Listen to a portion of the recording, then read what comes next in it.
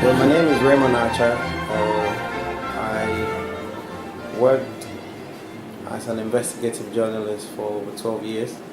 Uh, I also now work as an intelligence advisor. Um, then I do business on the side. But I own a newspaper, mainstream political newspaper in Ghana that focuses basically on governance. And your paper is called? The Acquirer. Thank you very much. As you know, I've been going around to different countries all over the continent, different sides, not all countries, talking about democracy and getting people's impression of where the states are, where the continent is with regard to democracy. And I wondered, since I'm starting here in Ghana, I wonder if you could give me your impression of where Ghana is today with respect to democratic institutions and the practice of democracy. Well, I'm sure you must have heard also that Ghana has been referred to as the island of peace in the sub-region. And it's because we've had a very stable democracy for some years now. And the island of peace basically refers to stability. And I think that that's one of the key benefits of democracy, where you have stable institutions. The moment you don't have democracy, nothing is stable. Everything is ad hoc. Economy can move, civil society can move, institutions can be developed. Nothing works. So the reason why we are a little bit more advanced than the other countries is because over the years we've committed to democracy as the most civilized way of governance. Even though we are, in my opinion, still a transitional democracy, I think that basically who we are is that we have all come to accept that the way forward for governance is through democratic rule and the change of government through the ballot box. I wonder if we broke that down into two parts. The citizen participation in democracy and the political leaders' role in democracy. Could you look at Ghana and make a distinction on how that works for citizen participation and political leadership? Well, I think that the essence of democracy is that governance belongs to the people. Some people say democracy is a rule, by the people and for the people. And so my understanding is that here there's a very keen interest in democracy. People participate. Election time, people participate. People believe that the only way to install and remove a government is to be active participants. So if you look at the past few years, our voter registration has gone up. And it's gone up because people begin to see the benefits of democracy. Some of them are beginning to travel to other countries and witnessing what is going on and looking back home and realizing we're a little bit a step ahead of our neighbors. So in my opinion, Ghanaians believe that the only way to sustain our democracy is to participate in it and to get your voice heard and to ensure that that interest for which reason we vote is achieved by our political leadership. So I don't think there can be any sensible democracy if there's not active participation of the of the population and civil society. So I think that that's basically it. And the other side of it, citizen participation or civil society, is political leadership. How would you rate the quality of political leadership in Ghana? You can use a professor's ABC, or you can use your own devices. Well, I'd probably go with my own devices. I think that if one has to rank, I don't think that I have a little bit of a problem with the selection of a political leadership. This winner takes all attitude seems because we're a small country, not blessed with the best of human resources.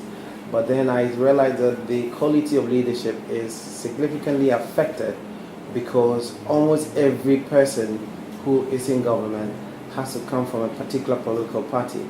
And if you recognize the fact that we don't have the best in one political party and we don't have a lot, then you begin to worry that only a few people, no matter whether they are the best material in the country or not, seems to be divided across. We could get the best Attorney General in the MPP. We could probably get the best finance minister in NDC, but it's become a winner takes all mentality, and that for me seems to have diluted the quality of leadership here. But on the larger side of it, I think that leadership has grown to become sensitive to the needs of the people, because they do recognize now that they can be made and unmade by civil society by way of voting. They are now under pressure, constantly under pressure to deliver on what they promise the people, or else they can be voted out in a very credible election.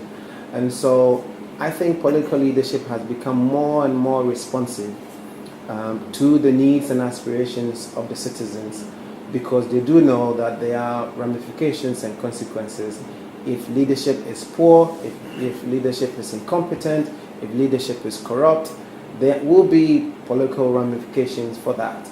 And for that reason, I think with the limited resources that are available to governors, they try, amid all lapses and difficulties, to at least live up to expectations of the citizens. You have a high amount of power on part of the governance of this country concentrated in the hands of the president. So when we talk about local level of decentralization, the appointment of the mayor, the equivalent mayor, is done by the president of the country, no matter what municipality it is. Do you have any comment on that? Yeah, like I said, we are an evolving democracy. Even though we are deemed to be the most stable, we still have a long way to go. I have a little problem, of course, because we also practice the presidential system of government. The executive system seems almost, in places where it is practiced, gives so much power to the president. But not to appoint local leaders. I'm getting at the whole idea of regionalism and decentralization in your constitution, I think, is recognized. Yeah, so what it is now, besides even that, before I even get to that, is some sort of a confusion that we have here, which is that the executive and the legislative branch must be independent of each other. But guess what? We have a constitutional requirement that says majority of ministers must come from parliament, which makes members of parliament, majority of them in government, most of them vocal people in parliament, subservient to the presidency. And so it's a big confusion. But I realize that people are beginning to debate it now, whether it's still a good idea to continue with that process. I personally oppose it.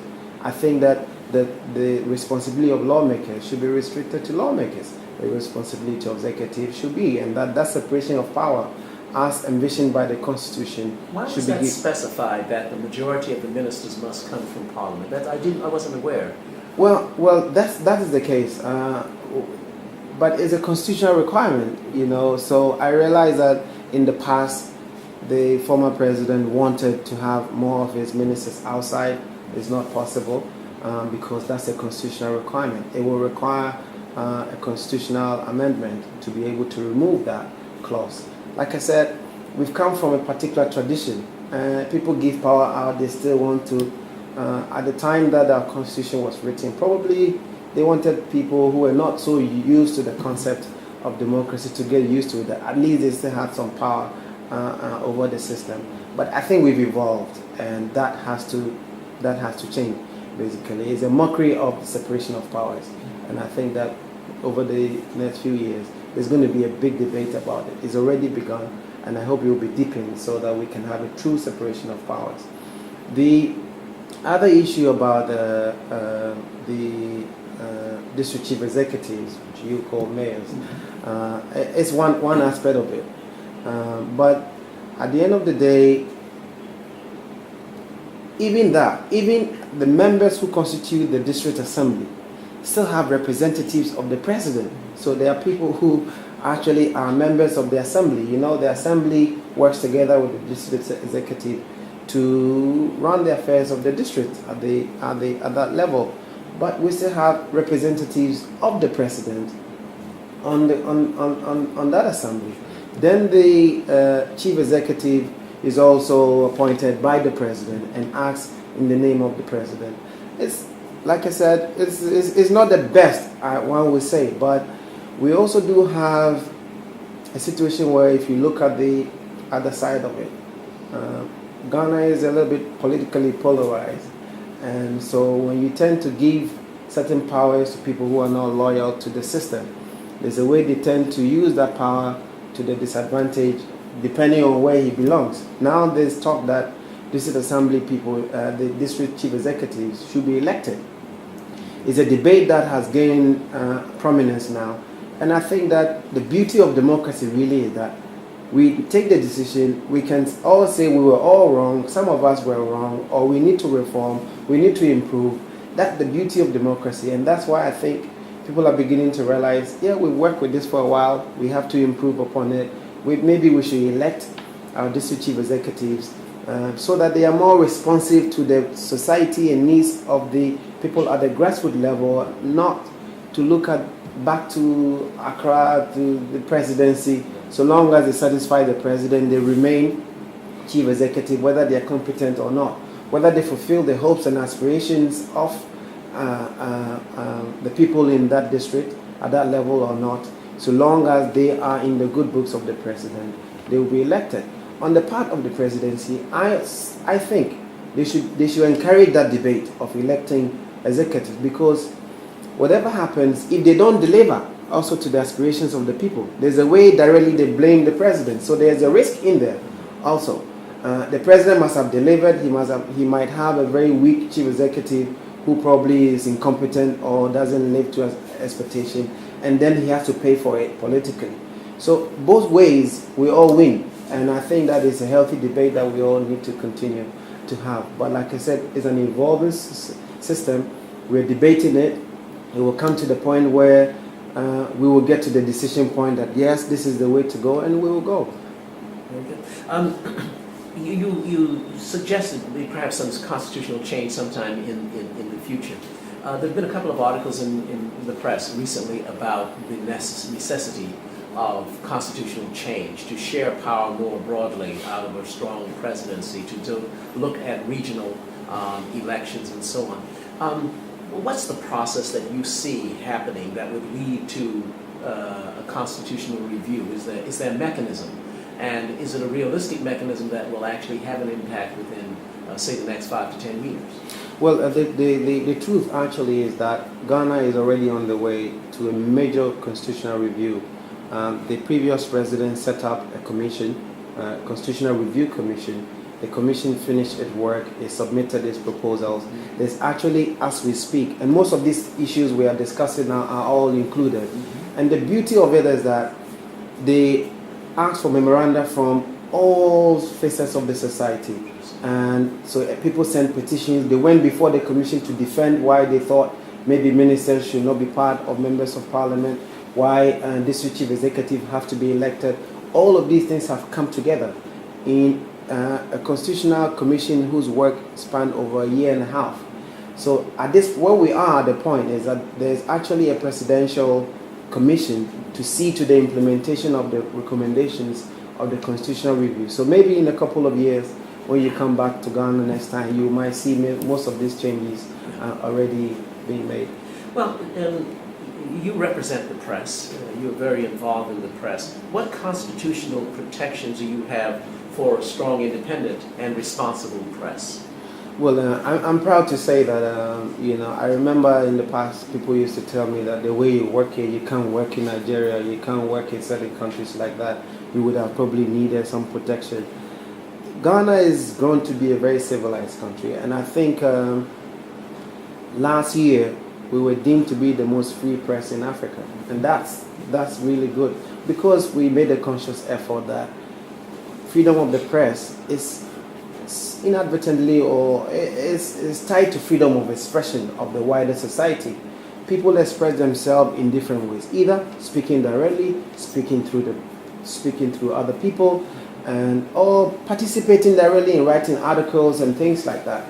So whatever restrictions affect the media eventually affect academia. If you look at countries around the world where there's not freedom of the media, the academia is also restricted, because writing, something is deemed to be published if more than 3 people have read it.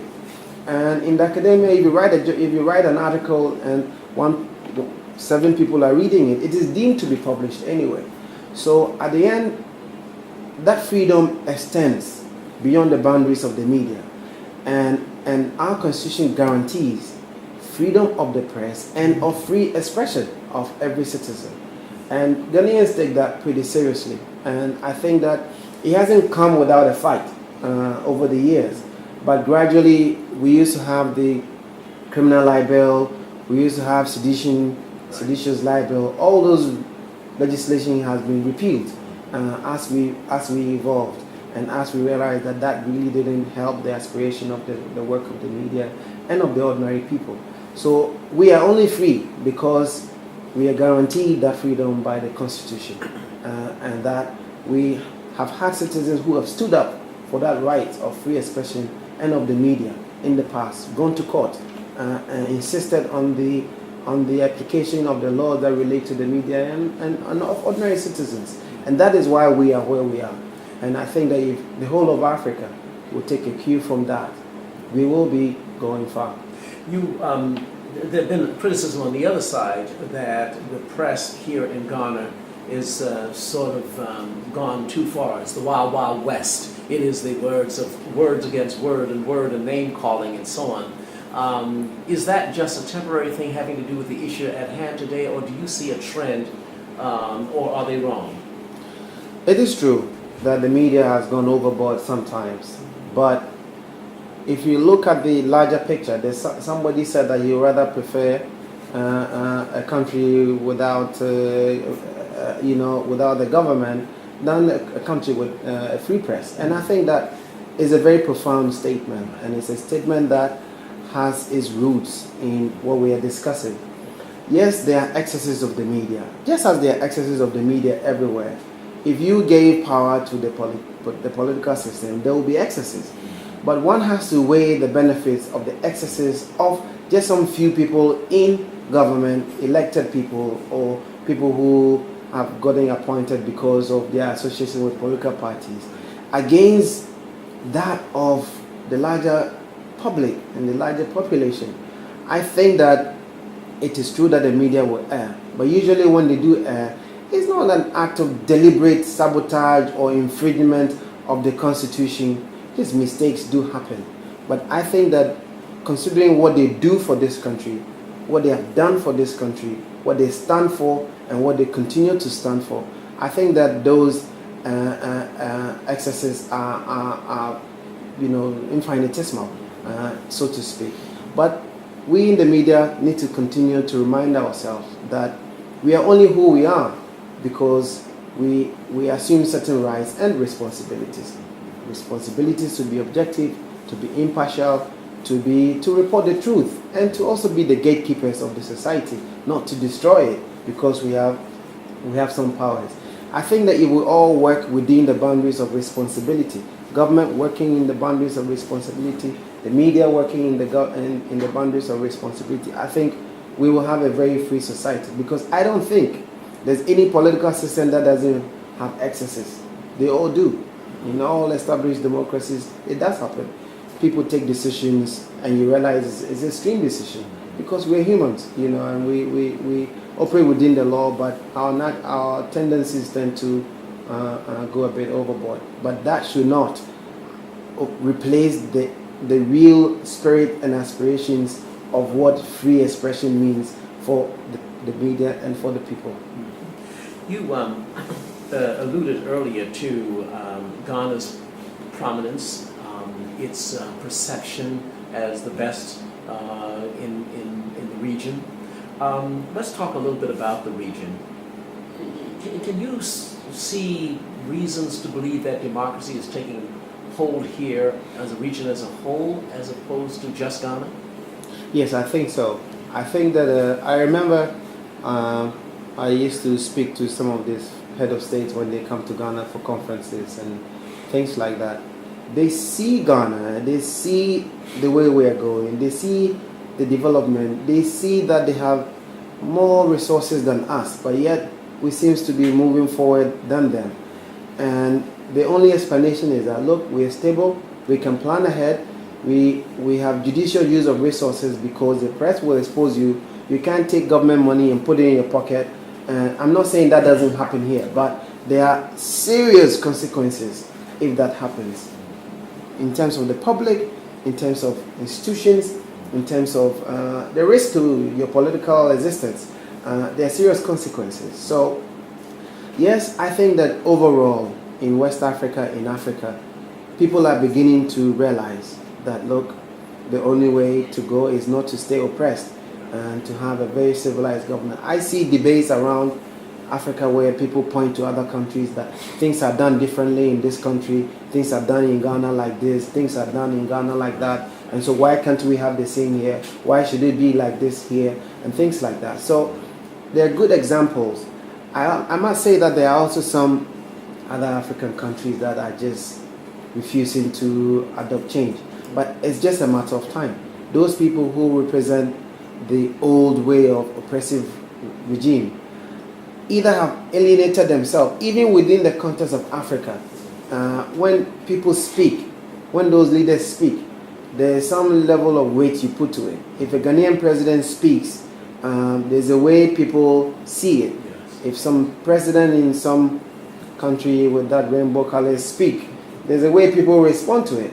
So I think that, yes, there are pockets of conflicts, but if you look back, you realize that the conflicts are gradually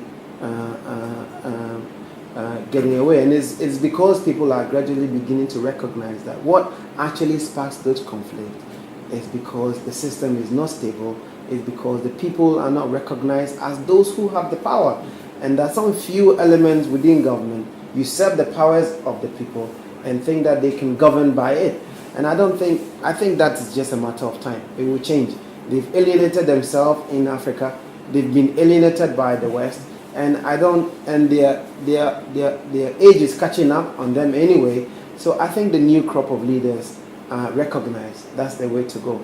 Look at Kenya. Some few years ago, they were killing themselves over elections. Look how far we've come. Now, even though there was confusion over the election, they had a system that was able to deal with it and move ahead. That is the beauty of democracy. And I think for those leaders, if only they will look at the benefits today themselves, I think they will begin to realize that it is in their own interest to adopt a civilized way of democracy. If you can take some specific states in West Africa, sometimes Sierra Leone is pointed out as being a good one on its road. Liberia, some question, Cote d'Ivoire, Nigeria. What do you think is happening? I think that generally the concept of, like I said, the old guards who believe in iron-fisted government is gradually fading away. I think in West Africa we just saw, in my opinion, the last one getting away. But it's still not the best news we're looking out for. It took a lot of struggle, a lot of interventions to get that happen. Nobody gives out power on a silver platter.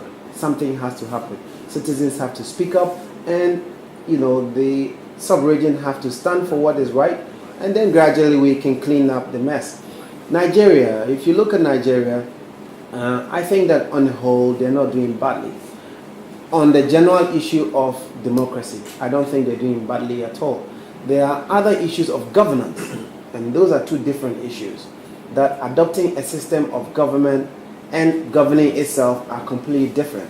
I think that on the issue of democracy, I think it's accepted in Nigeria that the best way to govern is democracy. But there are governance issues in Nigeria. But isn't governance a necessary, if not sufficient, condition for democracy? And if it fails on governance, it can't really succeed? Like I said, there are different types of governments and there are different types of governance. Governance that is governed by rules and regulations that everybody has to play according to. And governments where one person decides, this is what I want to do. So in my opinion, Nigeria recognizes the general concept that democracy as a system of government is the best way to go. But how to implement that democracy and governance especially people always will point to the issue of corruption in Nigeria. It's a country that is blessed with enormous resources, and so when people begin to steal, they steal in large quantities. Because some of the figures we hear, is not something that can happen in Ghana. We don't even have that much, so you can't even steal that much. But of late, we've all been concerned about also security in Nigeria. But like I said, democracy has its own ways of fixing problems. You have issues with governance. It will surely become, so long as the people have a voice, so long as the people are able to express themselves, the bad things will eventually come out for public discussion. And I think the issues of democracy, if you look at even Nigeria, over the past few years, they've come up with legislation targeted at reducing corruption. And I think to a large extent it's worked. They worked on the international sector, collaborating with governments and regional bodies in dealing with corruption. They've set up the anti-graft institutions. So gradually it will work. Even with the security situation in Nigeria, I think once democracy takes root, institutions get developed and they will rise up to the occasion of fulfilling the aspirations of the people. Like I said, democracy is beautiful because it only represents the hopes and aspirations of the people. If I live in an area where Boko Haram is throwing bombs at the people, for me, maybe the economy is not my issue. Maybe security is my issue. So I will ask for whoever wants to lead me to ask, do you have a problem? Do you have a program to deal with the security situation in my area? If you do, I might cast my vote for you. If you don't, I will change you. I'll vote for someone else. And that is what I think will eventually happen to most of these countries in Africa. Ivory Coast still having challenges. It's a pity because Ivory Coast and Ghana used to be the countries that people used to refer to as very stable. And that's why now we all begin to think, well, even us, we have to be careful. I think that eventually Ivory Coast will come back, but it will come back with sincere reconciliation of the nation. People have differences that still hasn't been resolved. And so if it's done in all sincerity, and if government begins to deliver to the aspirations of all, and not this winner takes all attitude. I was in Ivory Coast in the middle of the conflict, and you see a country that is divided into two, the north and the south, and divided not just by region or by geographical position, also according to leaders. So these people support these people, and this one support this one, and no matter what they do, they support them anyway. When we all begin to govern and share the cake for the north and the south to benefit, there's a way through reconciliation comes, and that can only be done by a democratic system where equity is administered to all of the people in Ivory Coast, where people really believe, irrespective of who I support, I think that my needs and aspirations are being served by my government. I think gradually that will happen.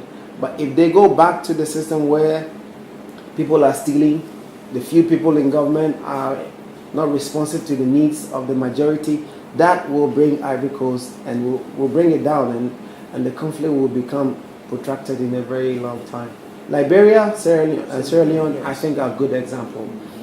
Those are countries that have gone through a lot, and I think that they are guided by their history to know that the best way really is civilized way of resolving conflicts and having a civilized government. If you look at I've been to Liberia recently, I've been to Sierra Leone, I've also been to Guinea, and you can see the contrast of Liberia, Sierra Leone against Guinea. Guinea still has problems that they need to sort out, and I think what people don't recognize is that free enterprise and investment and economic development, which is what we seek, which is what leaders preach to deliver to his people. None of these can happen if the system is not stable. If I don't have the right to set up a business and think that I'll have justice when something goes wrong, or that I can earn contract on merit, I mean, who really invests in countries like that? So they seem to forget that the formula really for a credible leadership that delivers on what they promise is a transparent government that has its roots in giving power to the people. Eventually, when you give power to the people, they tend to give it back to you. When you take power from the people, they tend to take it back from you. So it always will come to that. And I think that if you look, first, it was the ECOWAS that basically was concerned with peacekeeping activities in the sub-region. You realize that it's come down. They had to move to the next level of economic integration. It is always the case that once systems are stable, economies will flourish. Nobody talks about ECOWAS in big terms as in peacekeeping security activities these days. They're talking ECOWAS in terms of a stable region that should pool its resources together, that should have a common currency, that should allow its citizens to migrate freely, and that should allow finance to move across boundaries. And that is what will happen if Africa begins to recognize that if we stabilize our system, the economy and the improvement of the livelihoods of our people will naturally follow. Can West Africa truly be an integrated market or region as long as the Anglophone, Francophone divide exists among states? You're surrounded by Francophone nations. I know, but you see, I think in all of these, they are mutual interest, irrespective of the language issues, irrespective of that. There are very strong mutual interests that will eventually bring the African Union to the ECOWAS to agree on mutually beneficial terms. And what else can be mutually beneficial than the economy? I think, yes, there are cultural issues, which is what I see. There are cultural barriers to the implementation of most of the protocols of ECOWAS.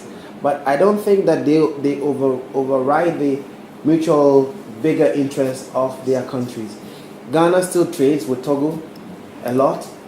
Ivory Coast needs Ghana. We are among the biggest producers of cocoa. It is in our interest that we can come together and fix the world price if we want, or control the world market if we want, or share ideas about technology to improve production, or have good road network systems, or develop excellent port systems that will make sure that we can trade among ourselves. And if you look at Ghana, for example, Nigeria has most of their banks here.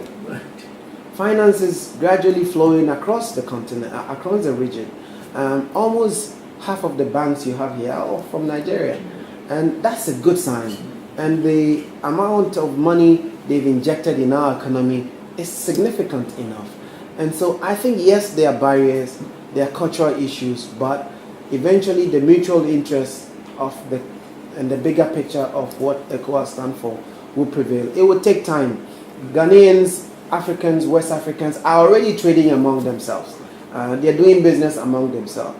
We just need to be assisted by some sort of legislation to ensure that that is formalized and properly implemented. And I think that from where ECOWAS started to where they are now, even if they haven't achieved their vision, the thought that this is the way to go alone is important. That they see that there's something in there that we all stand to benefit if we move if we move together. Let's look even beyond West Africa. What are the forces that give you hope that democracy is being advanced by all entities on the continent? And I'm leading you to talk a little bit about AU and others, but I wonder if you could, on your own terms, tell me what hope do you have that democracy is progressing on the continent, and what forces are existing to make that happen? I think that good example in other African countries, people are seeing results of what democracy can bring to a country, to its people, to its economy, to its stability. And I think that is why I'm happy that we are able to be referred to as that country that seems to get it right.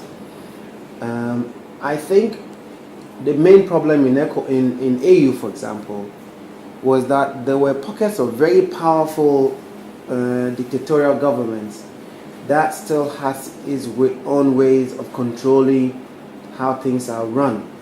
If you look at the influence of Libya in AU, for example, Libya is not the best example of democracy, but it had incredible influence in AU because it was a very powerful country.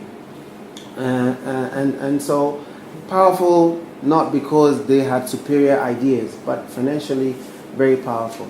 And there's a way you saw, and I don't want to get into too much specifics, but there's a way other governments even feared that if you went against Libya, you could be toppled in a coup d'etat, or you could, or they will finance opposition against you, or something like that.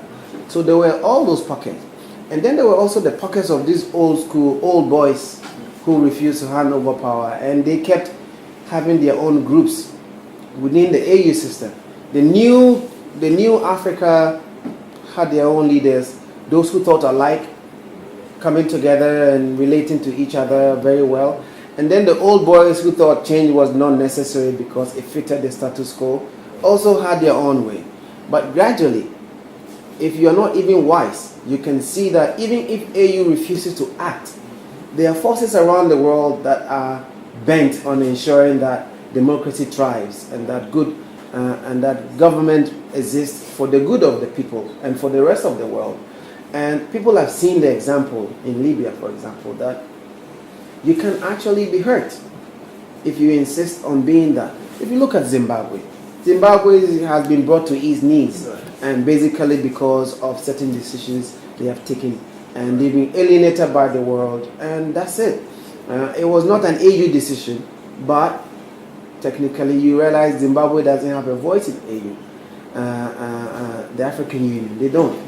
The new countries that has shown leadership are those that are controlling the AU now, and I think that is a good sign. That is what gives us hope that the majority of Africans begin to recognize that these new democracies give hope. The leadership of the AU, you tend to come from many of these countries these days, and that is a very good sign that majority, if not all, still believe that good, transparent democracy is the way the African Union has to go. You have on the continent now 54 countries. Every one of them, I think it's safe to say, hold some forms of elections. How many of them are true democracies? It will be difficult to answer that question. But like I said, I don't see democracy as a one-off activity. I think democracy is a process. You could start off from the worst, gradually improve. The moment you begin to recognize, you see, that is the whole turning point. The moment you begin to recognize, even if elections are not transparent in the first time, the moment you begin to recognize and cave in that, look, the people deserve, or you are compelled or forced to admit that the people deserve to elect their own leaders. It's a process. And that process can only be better. So yes, we might not have truly transparent elections. Even Ghana, with all our transparency, people still have gone to court to challenge it. That's the beauty of it. That even what we see as perfect, has blemishes. Yes, can have its own shortcomings. That should be allowed to challenge. That descent of even perfect systems should be allowed to flourish. Because at the end, if it's better for all of us. And do you think the West is too critical and is too dictatorial about what democracy should be in Africa? Are we interfering? I mean, I don't mean just the West. I mean any outside forces, either the West or anyone else. Is there resentment in Africa about that? See, it's a very difficult scenario because, once again, like in Africa, like in the ECOWAS, there are cultural issues that come to play when governments move from where they are to begin to collaborate. In the same way, when you move from West Africa to East Africa, their tradition and culture is different. If you move to South Africa, even their music is different. And so when you move from Africa to join the West, you should envisage that there are some cultural issues, there are some political issues that you realize will be different. And for me, my thinking is that a lot of Africans go to the table just looking at easy solutions. And sometimes we're not honest about their intentions. And that is where the problems begin to happen. I think if I'm giving you money and I have rules from my country as to how that money has to be given, it's either you say no or yes, in all truthfulness. If you don't want me to interfere in a particular way, and that is a rule and the way that money has to be given, you should be able to say yes or no. But I see that once money is involved, everybody is ready to say yes. When it comes to the issues of how it has to be done, then it seems to be that where there's interference. I remember when I used to work as an investigative journalist on donor projects, I used to be frustrated about the laxity of donor funding. That money is just thrown in certain African countries and it is deemed as interference if you try to get involved in the implementation process. But then they're happy to get reports, just ordinary reports. Once the reports, was this thing done? Yes. Was an audit done? Once you present that, they're okay with it. And that's why for me, sometimes aid doesn't work, because it still comes to an imperfect system with all imperfections. It's just like fetching water with a basket, really. If the systems are not transparent and there's no checks and balance, no amount of water you pour in a basket, it will still be unable to hold it. And that, for me, is what has been happening. There have been some times when one has felt that the West have tried, for their own selfish reasons, pursued certain agenda in Africa. But you see, at the end, I say democracy is a selfish activity. People get together and vote because of their selfish interest. I vote because I want security. He votes because he wants economic prosperity. He votes because he wants environmental safety. So it's a selfish activity, and it comes with government. Governments even fund projects because of certain reasons. Because maybe their citizens believe in global warming and they think that if Africa continues the way it's going, maybe the world will become too warm for all of us. Or if Africa continues to produce raw materials, we are in a better place. So it is a selfish activity. It is only for us as Africans to recognize what we want and to take the steps to ensure that that happens.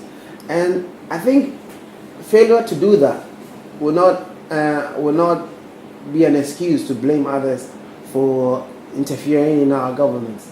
I think internationally it is known. No government can come into your country and begin to do certain things if you don't permit it.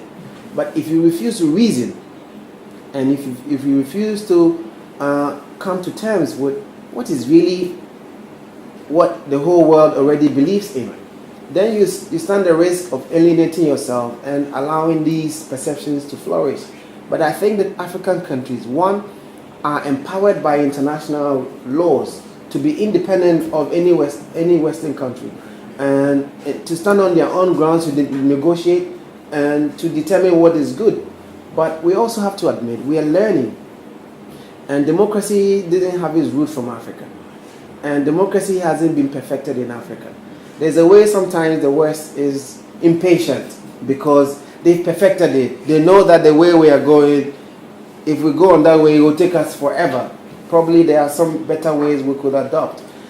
But like I said, it's a process. It takes time, and I'm sure eventually we'll get to that. I would like to return to Ghana in closing and ask you to explain and rationalize what is going on now in the Supreme Court of this country to an American who may not be sophisticated enough to understand that this could happen after the election. And if you could do that, just keep in mind that we had our own challenges with hanging chads a few years ago, but please explain what is going on in the Supreme Court.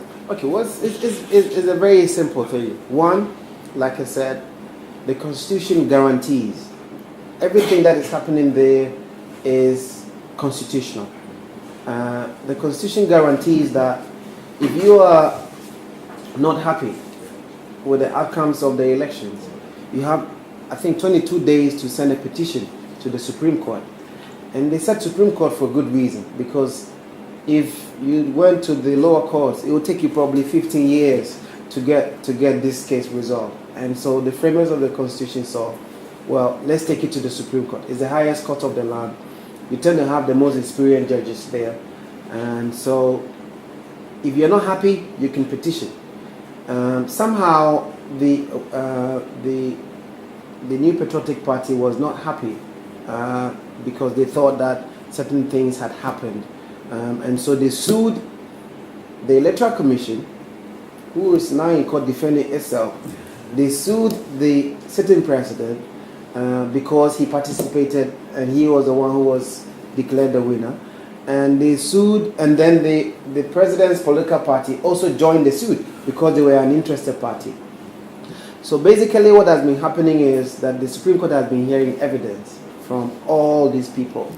What's the lawsuit? I mean, sued for what? I'm trying to One, they sued that there were some malpractices that happened. For example, some of the things you really will want to think is a waste of time, but it is within their rights to exercise that legal suit. For example, there are claims of overvoting, which is a serious issue. We all have our own opinions what the outcome will be. We all have our opinions what the reality is, but we are not the law. And I think that it is only good that we allow the law to take its place. Or we could all be wrong, and that the law, the judges will have their different opinion on what has gone on. But basically, that some returning officers didn't sign their forms. You know, there's rules that when you finish everything, you have to sign it. So some didn't sign it.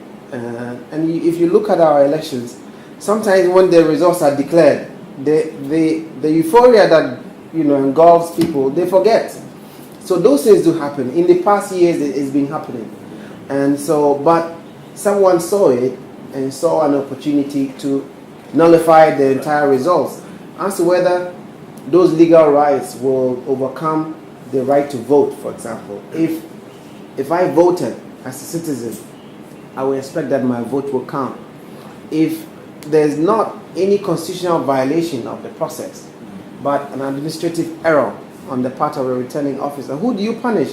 Because if you annul the votes at this moment, you're technically punishing the person who had no hand in the commission of the offense. And those are, the right to court is a legal right, but the right to vote as a citizen, they are entrenched provisions.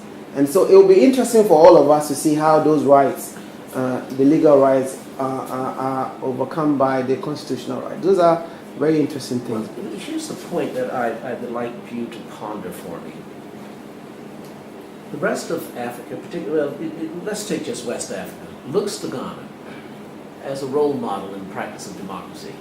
Does the action that's going on now, the plaintiff's case or the response, strengthen or hinder that perception? Well, it's twofold. One is, I'll talk about the negative parts first. That, okay, we thought Ghana was perfect. We have supervised and helped develop electoral systems in a lot of African countries. And so there's a way some people might begin to think, okay, they also got it wrong. But we probably will have to wait for the ruling of the court to decide whether in fact something went wrong or not. But there's also a signal that I think for me is the bigger picture, that there's never a perfect system, and that even those who aspire to follow our footsteps should recognize that they will go through trials and tribulations to get to where we are or better. And I think you mentioned that even in the US, there was a petition before the Supreme Court. So I think it's a good example to the many who follow us that we are still evolving. And even if we get there, we will still have lapses because it's a democracy. It's because we all don't think alike, that because 1 + 1 is 2, everybody thinks so. Somebody thinks -1 + -1 is 2 also. So there's a way we all will never think the same. There's a way we all not take defeat the same way. And I think that should be allowed, and that signal should be there, that because you've organized the best elections, nobody has the right to petition. I think that if there's anything I take of this in the bigger picture, I think that is what it is. Has the press played a responsible role during this controversy, during this case? I think they've played their traditional roles, reporting what is there. The fact that we even watch it live on television is through the media. The fact that we are able to watch it live means we can all make our minds and not allow any reporting to influence what we think or how the case is going. There's a general point I'd like to make about the press in Ghana, though, the media, though, which is that gradually the media has become also polarized, and many of it polarized on political lines. And so my own newspaper has been accused from time to time also. But like I said, if we continue to stay in that, or if the public perceive us that we will only say things because it benefits someone or because it hurts another, there's a way gradually we dig our own grave. And once we lose credibility, that's it. And the danger is that once we lose credibility, government gets away with everything. Because if you are criticizing the government because they think you support the opposition, then there's a way people don't take you serious. And there's a way, even if you're saying something serious, the larger public don't take it serious. Do you think that let me put it this way, has there been any suggestion of curtailing the power of the press in Ghana? But there hasn't been. If there has been, it will not be a collective decision or a legislative attempt. Right. Because the last time I knew, the laws that was seen to be hindering the freedom of the media was removed. So I don't think anybody is. But I think we should also recognize that the media has to be extremely careful and responsible. And there have been citizens who have gone to court and got judgments that are a bit outrageous, where literally, those judgments will shut down the newspaper or the media house if they even had the money to pay. And the consequences of even not paying those debts comes back to proprietary liability. You could actually go to prison if you didn't have the money and you couldn't do those things. So that is good. Yeah. So there's a way a kind of judgment can seem to cow an otherwise brave journalist. Okay, if I write this and I'm sued, probably I won't have the money to defend myself. But there have been there have been lawyers who have defended the media for free. There have been judges who recognize that even though the media have been wrong, they erred on the side of trying to do what is right and have upheld that. It was not malicious. Yes, exactly. And so we at this point have to be careful, those of us in the media, that we take our responsibility seriously and deliver it in fairness to all. Just as we encourage government to deliver governance in fairness to all, we should also be fair to all. Right. And I think that we will have a beautiful society. Final question. How big a risk, well, let me ask two parts. What is the greatest, what do you see as the great threats to democracy in Africa? Well, I think that non-performance of the political leadership, because if you look at even Ghana, for example, there are times when you see that when the government is about to be removed, you can see it when we begin the voter registration exercise. Either people queue massively to go and register, or, well, they're all the same, I'm not going to vote. And when people begin to lose confidence in the system, in the process, that, for me now, is the biggest threat. Yeah. Either because of non-performance, either because of bad leadership. We've managed to get to the point where we have all convinced ourselves that this is the best way to go. But in delivering that, if we don't meet the aspirations of the people, either because we are incapable of governance that delivers, or because leadership becomes all of a sudden not responsive to the needs of the people, or they begin to take certain things for granted, that people will begin to lose interest in the process.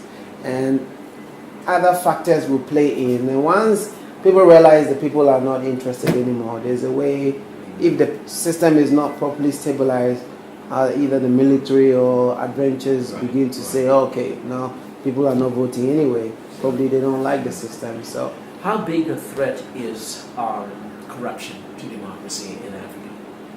I think that if you look at where we even in Ghana, we as a people have come from, most of the instability that bedeviled our democratic process, either before elections, before independence, or just after independence, have all, and it is the case across Africa.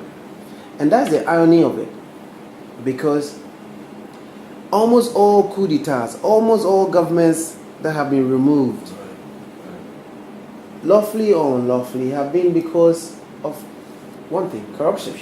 That they were abusing the trust of the people, that they were amassing wealth for themselves and neglecting the larger population. And so, for me, I think even in Ghana, with all what we have achieved, if corruption is seen to be blatantly or to be that pervasive, there's a way someone will get up, even if he won't succeed, to try something, let alone those that just started. And there's a way the larger public deem that to be very offensive. And even if they don't like military rule, there is the emergence of interest that this government is not what we want. Maybe we allow them, and the only one who can remove them is probably the military. Maybe we shall let them in, and later we'll get them out. But when they come in, they entrench themselves. So there's always the meeting of minds when it comes to the issue of corruption.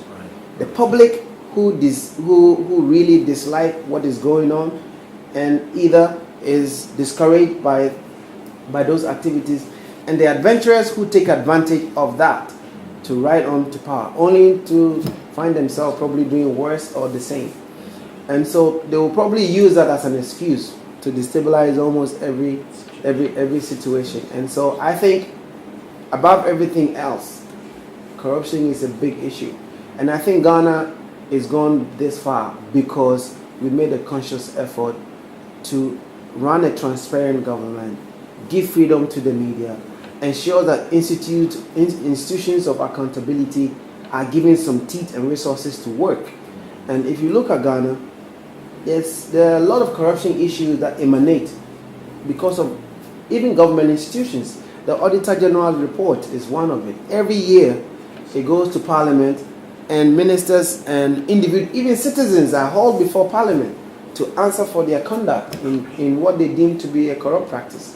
So, and there have been times when I remember 2002, thereabout, a major thing that went to court that eventually led some government ministers going to prison was started by the Serious Fraud Office.